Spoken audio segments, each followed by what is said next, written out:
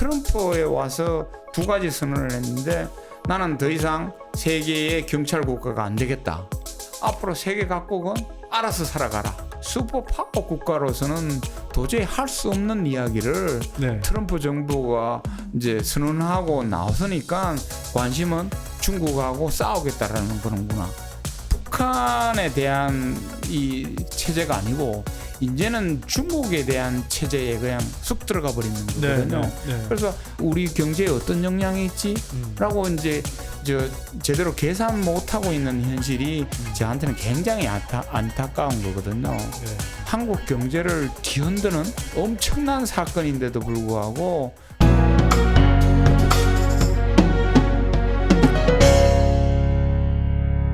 특히 이제 트럼프 행정부 때 이렇게 일본의 이제 인도양 태평양 전략 적극적으로 좀 수용해서 이제 중국을 견제하는 정책으로 변환하게 된 뭐 그 중요한 이유가 있을까요? 종합적으로 한번 봐야 되는데요. 네. 첫 번째는 이제 일본이 중국을 봉쇄하는 전략으로서 인도 태평양 전략을 만든 계기가 2010년에 있었습니다. 2010년에. 예, 2010년이 어떤 해인가 하면은 이제 중국이 일본을 누르고 제2의 경제 대국이 되고 네. 일본이 1968년 이후에 유지했던 세계 제2의 경제 대국의 자리를 중국에 넘겨주는 네네. 고이 했는데 아주 독특하게 요 해에 이제 일본하고 중국이 한판 붙었습니다.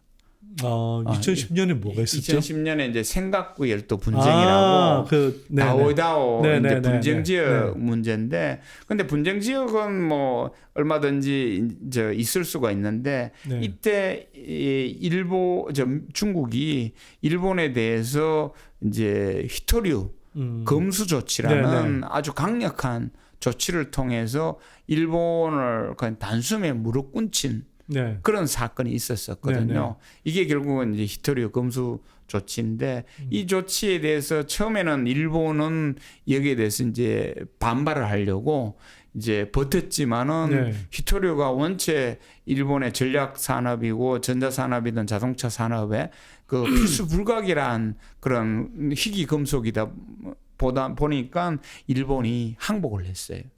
그게 그 당시에 일본한테는 너무나 치욕적인 거기 때문에 이때 현중정서라고 현중정서가 일본에 만연하면서 이제 다도 중국 이게 이제 일반화된 거죠. 그게 이제 2012년까지 넘어오면서 이제 현한 정서로 전이가 되고 타도 중국이 이제 타도 삼성으로 또 바뀌면서 이제 아베 정권이 탄생하는 그런 계기가 되었거든요. 그러니까 일본은 그때 그 시기점에는 한국이 중국에 붙었다 이런 식의 판단을 한 거군요. 판단을 한 거죠. 근데 이제 한국보다는 먼저 일단은 중국을 타도해야 되고 중국을 봉쇄해야 된다는 생각이 더 앞섰기 때문에 인도 태평양 전략이라는 걸 이제 만들어서 어떻게든 중국을 이제 타도하고 봉쇄하려고 했는데 그 당시에 이제 미국의 대통령은 오바마 대통령이었습니다. 민주당의 오바마 대통령이 있는데 이 오바마 대통령은 인도 태평양 전략을 받지는 않았어요. 근데 그 당시에 뭐 이 피벗 전략이라고 해서 그렇죠. 그래도 어쨌거나 이제 중국을 봉쇄하는 전략에 가까운 스탠스는 미국도 유지하지 않았습니까? 그렇죠. 그 전까지만 해도 그 911 이후에 지금 이번에 새롭게 이제 돌발한 그 이스라엘 하마스 이 전쟁처럼 그 전까지만 하더라도 미국은 이제 중동에 굉장한 관심을 기울였거든요. 그런데 중동에 굉장한 관심을 기울이다 보니까 중국이 너무 급부상하는 이런 현상이 있어서 이제 오바마 정권은 이 외교의 관심을 이 중국으로 다시 돌려야 되겠다라는 거는 있었지만은 그걸 통해서 뭐 중국을 봉쇄하고 중국을 주저앉히자라는 정도까지는 안 간 거거든요. 근데 마침 이제 오바마 정권을 이어받은 이제 공화당의 트럼프 정부는 이제 중국을 주저앉힐 인센티브가 생기는 거죠. 왜냐하면은 이 트럼프가 대통령에 당선되는 결정적인 계기가 소위 미국 중서부의 러스트 벨트의 그 몰락한 백인 노동자들의 지지가 당선의 결정적인 계기가 되었지 않습니까? 네. 근데 그들이 러스트 벨트화된 또 이유가 2001년에 중국이 이제 WTO 가입함으로써 중국의 값싼 물건이 대량으로 미국으로 흘러들어다 보니까 제일 먼저 몰락한 게 중서부의 러스트 벨트거든요. 네. 그러니까 트럼프는 오바마 정권하고는 달리 그래 일본이 인도 태평양 전략을 가지고 중국을 주저앉히자는데 나도 그럴 생각이 있어. 그러니까 나도 함께 할 거야. 라고 해가지고 이제 그때 제일 먼저 칼을 빼앗는 게 이제 무역 관세 전쟁을 이제 시작하게 된 거고 네. 또 소장님이 말씀하신 것처럼 그 이후에 지금의 바이든 정부조차도 공화당에서 민주당으로 정권이 교체됨에도 불구하고 인도 태평양 전략은 계속해야 되겠다. 근데 이제 트럼프 정부가 한 그냥 무역 전쟁은 너무 광범위하고 이 미국에 대한 피해도 크기 때문에 네. 그거는 놔두고 차라리 이제 첨단 반도체라든가 배터리와 같은 첨단 기술 전쟁으로 해서 아주 아픈 곳만 찌르는 그런 전략으로 이제 수정을 했습니다만은 네. 트럼프가 시작한 그 인도 태평양 전략은 그대로 견지하고 있는 거죠. 트럼프에 와서 두 가지 선언을 했는데 나는 더 이상 세계의 경찰 국가가 안 되겠다라는 것을 선언했을 뿐만 아니라 또 하나 더욱더 충격적인 건 뭐냐면은 유엔에 가서 앞으로 세계 각국은 알아서 살아가라. 각자 도생하라라고 유엔 총회에서 트럼프 대통령이 유엔을 대상으로 연설을 했어요. 네. 앞으로 미국은 미국 이익만 챙길 테니까. 자국 우선주의로. 그렇죠. 자국 네. 우선주의. 말이 자국 우선주의지 이거는 뭐 보호주의고 내 이익은 내가 챙길 테니까 이제는 너희들 이익은 너희들이 챙기라는 이런 이야기지 않습니까? 네. 이거는 슈퍼파워 국가로서는 도저히 할 수 없는 이야기를 네. 트럼프 정부가 이제 선언하고 나서니까 전 세계는 이제 알았는 거죠. 앞으로는 미국은 자국의 이익만 챙기겠다 그러는구나. 우리 보고 각자 도생하라고 그러는구나. 관심은 중국하고 싸우겠다라는 거는구나. 이러니까 러시아 입장에서는 그래? 너 자국 이익이 챙기는데 나는 우크라이나에서 내 이익 챙겨도 되겠네? 그리고 미국이 중국에만 관심이 있으니까 이 동구에는 별로 관심이 없을 것 같네? 그럼 내가 떠들이자. 라고 해가지고 우크라이나 침략을 한 거 아닙니까?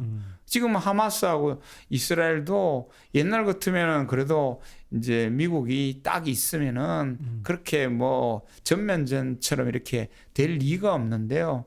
이번에는 그렇게 이제 전쟁이 일어나니까 바이든 대통령이 이스라엘에 날아갔는데 그 지원 국가가 이스라엘하고 팔레스타인하고 이집트하고 요르단 4개 정상회담을 날짜를 잡았는데 그 3개국이 그냥 노했지 않습니까? 이거는 과거의 지원 국가의 상황에서는 있을 수 없는 그런 이제 비참한 상황인데 이제 미국이 그런 대가를 지금 톡톡히 치르고 있는 거죠. 근데 이게 일본의 인도 태평양 전략이 미국에 미친 영향은 사실은 일본은 어쨌거나 이제 그 중국을 봉쇄한다, 견제한다. 이게 우선됐을 텐데 이게 미국의 전략으로 흡수되면서 훨씬 더 큰 파장을 낳는 느낌이네요. 그렇죠. 예. 그래서 이게 일본이 이제 제 책의 제목이 일본이 다시 온다. 인데 사실 뭐 여러 번 한반도에는 영향을 미쳤지만은 그 직전이 이제 우리 한반도 조선 식민지였지 않습니까? 네. 그 조선 식민지도 결국은 조선만 식민지화한 게 아니고 결국은 만주를 침략하고 중일 전쟁으로 비화돼 가지고 결국은 태평양 전쟁으로 세계에 무수한 희생자를 낳았지 않습니까? 네.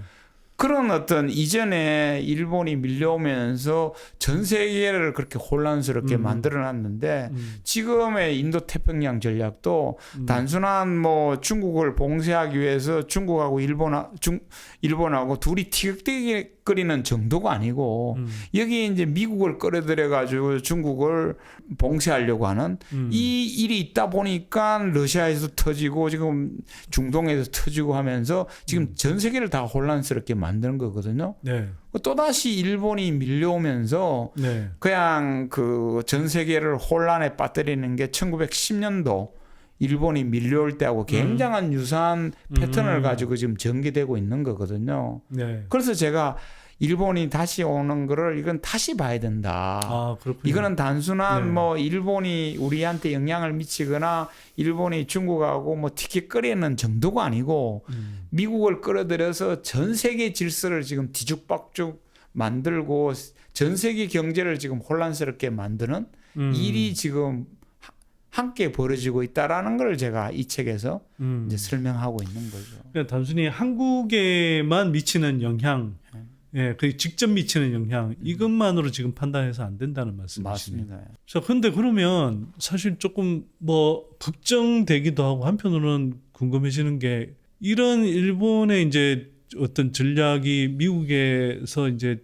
사실 수용되고 군사 안보 정치 질서 자체를 이렇게 새롭게 재편해가는 이런 흐름이 나타나고 있는데 이 상황, 이런 흐름을 우리 역대 정부는 잘 몰랐던 건가요? 그러면 지금 윤석열 정부가 하고 있는 스탠스는 맞는 겁니까? 어떻게 가야 되는 건가요? 저 역대 정부는 이제 보수든 진보든 이런 세계적인 흐름 이런 거를 잘 이제 알았고 그 속에서 어떻게든 이제 잘해 보려고 국익 우선의 어떤 정책을 취해 왔던 거죠. 근데 윤석열 정부는 사실은 들어섰을 때 준비가 안 된 그런 정권이었고 준비도 안 된 정권 속에서 어떤 그 정확한 그 국가 전략을 가지고 이렇게 진행됐다기보다는 그때그때 흐름에 의해서 이제 움직이다 보니까 그 이제 그 일본이 이렇게 이제 일단은 화해하고 뭐 일단 과거사는 다 네가 양보하고 그 우리하고 같이 이제 미국하고 같이 이렇게 이제 연계도 맺으면서 함께 우리 중국을 때리자라고 했을 때 그거를 이제 제대로 이 국익 계산이 없는 상태에서 예스한 면도 있고 또 캠프 데이비드 협정에서는 또 미국이 요구하니까 그래 뭐 미국하고 같이 캠프 데이비드에 또 초청해 주니까 뭐 그렇게 한번 생각해 보자. 그리고 뭐 오히려 나의 관심은 중국보다는 뭐 북한 핵위협에 있으니까 뭐 이런 판단이 이제 막 믹스돼 가지고 선택을 하게 된 건데 그 선택의 결과는 지금 우리 국민들이 느끼기에는 굉장히 이제 불안하거든요. 왜냐하면은 단순히 뭐 중동에만 전쟁이 터지는 게 아니라 유가가 그 이제 올라가고 있고 그 바람에 세계 증시가 뭐 휘청거리고 또 금리는 막 더욱더 치솟고 또 그 부동산 가격이 지금 막 위태위태하고 막 이래 되다 보니까 이 선택이 제대로 된 선택인가를 이제 국민들이 이제 퀘스천 마크를 붙이기 시작한 거죠. 그러면은 저는 이 책에서 자 국민들이 퀘스천 마크 붙이기 시작했는데 제가 생각하기에 우리의 손익계산서는 요런데 결국은 잘못 생각한 것 같습니다라고 하는 게 이제 제 책의 한 부분인 거죠. 뭐 아무래도 이제 서서히 비중이 줄어들 수는 있다 하더라도 그리고 이제 일종의 그 뭐 패권 경쟁의 한 측면에서 이제 그 경제 블록이 중국과 비중국으로 다시 확연하게 갈라지는 흐름이 지금 생겨나고 있지 않습니까? 그게 일정하게 우리가 뭐 적용해야 되기는 하는데 그럼에도 불구하고 우리는 뭔가 이렇게 마냥 흔쾌히 그냥 그 체제에 들어가는 게 흔쾌하지만은 않은 상황인 것 같아요. 그렇죠. 이게 한미일의 그런 어떤 각국의 손익 또는 뭐 실익 이런 걸 좀 따져보면 어떻습니까? 그래서 이제 그 지금까지 한국이 그 미일 동맹으로 아주 그 혈맹으로 맺어진 이유가 그 북한 때문이었거든요. 그래서 우리가 지금까지 미국 중국하고 잘해보자라고 했을 때는 북한의 위협으로부터 어떻게 한반도를 지키고 네. 그 한반도의 그 안정 속에서 우리가 경제적으로 어떻게 융성할까 이것이 이제 기본 이제 그 한미 동맹의 가장 핵심적인 네. 요소였는데 이번에 캠프 데이비드의 일본하고 미국의 초청에 딸려다가 들어가서 얼떨결에 네. 한국은 북한에 대한 이 체제가 아니고 이제는 중국에 대한 체제에 그냥 쑥 들어가 버리는 거거든요. 네, 네, 네. 그래서 한국 사람들은 뭐 대통령이 미국의 대통령 별장 가가지고 뭐 일본하고 수상하고 세 사람이 그 사진을 찍는 게 굉장히 멋있다라고 이렇게 보일지 모르지만은 그리고 되게 대접받는 것처럼 보일 수 있다. 대접받는 것처럼 보이는데 사실은 국가 간 협상이라는 게 네. 대접해주면서 뒤에 챙기는 게 이게 국가 간 협상 그렇죠. 아닙니까? 네. 근데 대접 잘 받았다고 들어갔는데 이게 보니까 중국 봉쇄 전략인 거예요. 타도 중국 전략인 거예요. 네. 그러다 보니까 지금 탈중국 이제 해야 되네? 라고 했는데 사실은 이번 5월 달에 또 추경호 부총리는 탈중국 안 돼. 탈중국이라고 한 적 없어. 라고 이제 오리반을 내밀고 있는 거거든요. 그래서 우리는 뭐 바이든 날리면 이게 이제 네. 작년에 엄청나게 혼란스러웠던 키워드라고 한다면은 탈중국을 선언해놓고 이제 선언 안 했네. 나는 이게 우리 경제에는 엄청난 충격을 주는데 작년에 바이든 날리면 가지고 그렇게 떠들었던 우리 국민들이 원래 추경호 저 부총리가 이야기한 탈중국 안 했다라는 그 말에는 별로 의미를 부여하지 못하고 그게 무슨 소리지? 이게 우리 경제에 어떤 영향이 있지? 라고 이제 제대로 계산 못하고 있는 현실이 저한테는 굉장히 안타까운 거거든요. 네. 그 정도로 이렇게 탈중국을 선언하고 이제 한미일 삼각 연대로 들어간 거는 한국 경제를 뒤흔드는 엄청난 사건인데도 불구하고 거기에 대한 손익계산서가 제대로 안 됐기 때문에 제가 이 책의 일부에서 이제 한 부분에서는 자 그러면은 이 지금 이제 시간이 경과됐으니까 자 미국의 손익은 어떻고 일본의 손익은 어떻고 한국의 손익이 어떤지 한번 주판을 튀겨보자라고 해가지고 여기 상세하게 설명을 해두었죠. 한국은 어쨌거나 이렇게 되면 중국하고의 관계는 더 소원해질 수밖에 없는 것 같고 그렇죠. 사실 노무현 정부 때는 우리도 어느 정도 힘이 커졌으니 우리의 위상에 걸맞게 그리고 일방에 뭐 편입되거나 끌려다니는 모양새가 아니라 동북아의 균형자 역할을 하자. 그게 이제 뭐 그 추구한 바대로 다 실현은 안 됐을지 몰라도 적어도 저희가 그러니까 한국이라는 나라가 그 미국이든 중국이든 둘 다 중요한 나라로 보고 대체로 상당히 좀 좋은 관계들을 유지해왔다고 판단이 되거든요. 중국하고도 교역이 굉장히 활발했고 또 미국 같은 경우는 FTA를 이제 체결하고 그러면서 그 양국의 관계가 이제 굉장히 양쪽으로 다 좋은 상태를 유지해야 하는데 이제는 이게 캠프 데이비드슨을 보면 이게 이제 미중 간의 어떤 뭐 균형을 잡는다거나 이런 게 아니라 아예 한쪽 편을 써버린 게 확연하게 이제 드러나 버렸고. 그 노무현 정권 때는 뭐 균형자라고 그러지만은 이제 균형을 잡자라는 뜻이거든요. 네, 네. 그리고 이제 이명박 정권 때는 사실은 2008년 글로벌 금융위기를 중국의 그 경제 부흥으로 이제 그 우리는 넘겼기 때문에 네. 중국 경제가 엄청나게 중요해졌고 그 속에서 이제 한국 기업들이 중국에 진출해서 엄청난 성과를 냈지 않습니까? 네.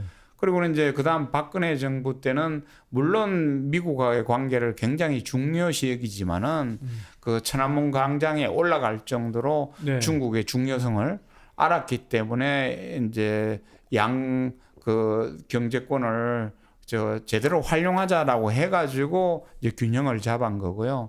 그 문재인 정부도 뭐 꼭 친중을 선언해서가 아니고 한미 동맹도 중요하고 미국과의 관계도 중요하지만은 이제 중국과의 관계도 중요하다라고 해가지고 이제 균형을 잡았는데 근데 이 정권에서는 이제 균형을 버리고 중국에서는 빼고 미국으로는 가자라고 해가지고 방향을 이제 완전히 틀어버리는 거거든요. 네네. 근데 이 방향 튼 게 저는 이제 그 한국 경제에 지금 엄청난 타격을 주고 있는 거거든요. 네. 우리 국민들도 올 한 해 작년에 탈중국하고 이제 올해의 경제 상황을 보면은 너무나 달라졌다는 걸 알 겁니다. 왜냐하면은 예를 들어 경제 성장률도 갑자기 뭐 한 2%, 2.4%, 2.5% 성장할 거라고 내다봤는 대한민국이 갑자기 1.5%, 1.4%로 푹 주저앉았거든요. 그리고는 뭐 우리 갑자기 국민들의 실질 소득이 5분기 내내 감소해버리고 뭐 기업들의 도산이라든지 아니면은 그 자영업자들의 연체율 이런 것들도 막 쑥쑥쑥 커지면서 뭐 IMF 이후에 제일 살기 힘들다라는 비명이 이제 막 들리고 있지 않습니까? 근데 이게 어디서 왔느냐? 물론 사람들은 뭐 금리가 높아지고 유가가 높아져서 그렇다라고 하는데 저희 근본적인 거는 뭐냐면 금리하고 유가가 왜 올라갔지? 그 근본적인 원인은 어디 있지? 이걸 보면은 결국은 판이 지금 흔들리고 있는 거거든요. 그래서 끝에 있는 땅이 지금 뭐 여기 흔들리는 게 아니고 지금 땅 전체가 지금 흔들리고 있기 때문에 한국 경제가 지금 초유의 사태를 맞이하고 있는 거니까 이곳에 이제 원인을 그 깊은 원인을 한번 다시 생각해 보자. 지금의 일본은 뭐 그 경제나 산업이 크게 부상하고 있느냐에 관해서는 사실 좀 이견이 있을 것 같아요.